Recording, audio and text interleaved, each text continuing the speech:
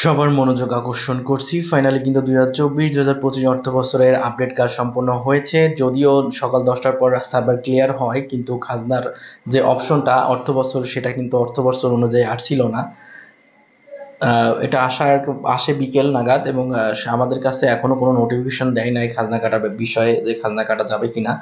কোনো নোটিফিকেশন না দেওয়ার কারণে আমরা কিন্তু এখনো অফিসিয়ালি ভাবে, মানে অফিস থেকে কোনো খাজনা প্রদান করি নাই। তো আমি যেটা বলেছিলাম সেটাই কিন্তু আপডেটে আসছে। আমি কিন্তু আগেই বলেছিলাম যে এখন থেকে হয়তো বা খাজনা রসিদে অর্থ বছর অনুযায়ী ডেট থাকতে পারে, তার কারণ অর্থ বছর অনুযায়ী যদি ডেট না থাকতো তাহলে কিন্তু মানুষ অনেক হয়রানির শিকার হতো। সেটাও কিন্তু আমি গত ভিডিওতে বলেছিলাম আগে থেকে। তো ফাইনালি কিন্তু আমি যেটা বলেছি সেটাই কিন্তু হয়েছে। আমার পরিকল্পনায় কিন্তু বাস্তব হয়েছে। তো এটা হওয়াটাই জরুরি ছিল, কারণ এটা যদি না হতো তাহলে মানুষ অনেক বিভ্রান্তি এবং হয়রানির শিকার হতো। যেমন জমি রেজিস্ট্রির ক্ষেত্রে বা সেচ পাম্প নিতে গেলে যেমন নতুন দাখিলা লাগে, এবং জমি রেজিস্ট্রি করার জন্য নতুন দাখিলা লাগে। এটা যদি বৈশাখ মাসে বা বাংলা বছর অনুযায়ী হতো তাহলে কিন্তু যেহেতু আপডেট আসছে অর্থ বছর অনুযায়ী, কিন্তু সেক্ষেত্রে অর্থ বছর অনুযায়ী খাজনার ডেট থাকা উচিত। এটা কিন্তু আমি গত ভিডিওতে বলেছিলাম যে সেম হয়েছে। তো আমি এখন আমার আইডিতে ঢুকে দেখাচ্ছি যে মূলত কি আপডেট আসছে, কি কি পরিবর্তন আসছে, সেটা আমি আমার আইডি থেকে দেখাচ্ছি, মানে আমার নাগরিক আইডি থেকে দেখাচ্ছি। জাস্ট কম্পিউটার স্ক্রিনটাকে যদি লক্ষ্য করুন।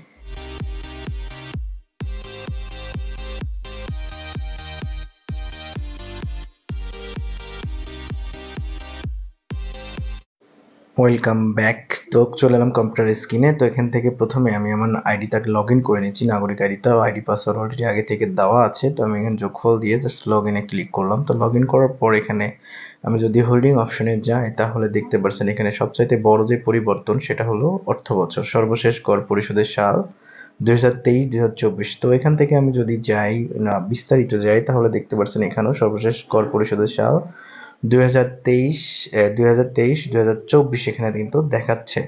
তো এখান থেকে আমি চাইলে এটা পেমেন্ট, অনলাইন পেমেন্ট অপশনে গিয়ে পেমেন্ট করে নিতে পারবো। আমার আজকে পেমেন্ট করছি না আমি এটা।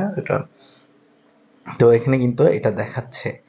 তো নতুন আপডেট আমি যেটা বলেছিলাম আগে থেকে, গত ভিডিওতে আমি বলেছিলাম যে এখানে যে পরিবর্তনটা আসবে বর্তমানে যে অর্থ বছর অনুযায়ী। তো আমি এখান থেকে যদি এই রানিং বছরের খাজনাটা দেখি তাহলে একটা জিনিস লক্ষ্য করবেন আপনারা। আমি রানিং বছর 2024-2025 অর্থ বছরের একটা হোল্ডিং ওপেন করলাম। তো এখানে দেখতে পাচ্ছেন এখানে শুধুমাত্র একটা অপশন রাখছে, সেটা হলো আপত্তি।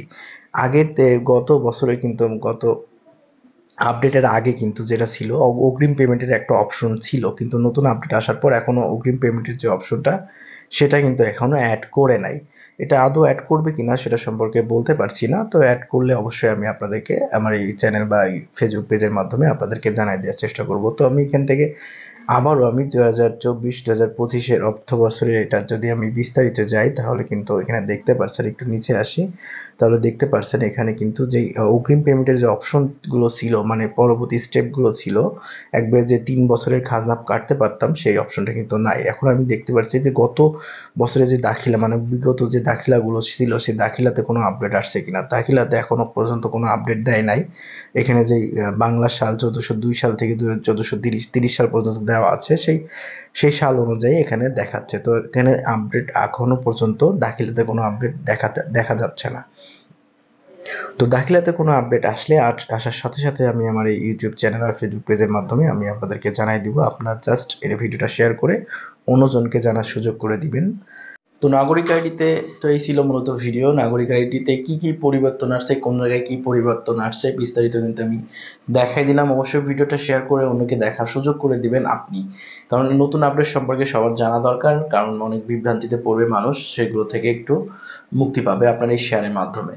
তো এই ছিল মূলত আজকের ভিডিওটা কেমন লাগলো অবশ্যই কমেন্ট বক্সে কমেন্ট করে জানাবেন। দেখা হবে নতুন ভিডিওতে। সবাই ভালো থাকবেন, সুস্থ থাকবেন, ক্রিয়েটিভ মেহেদীর সাথে থাকবেন। আল্লাহ হাফেজ।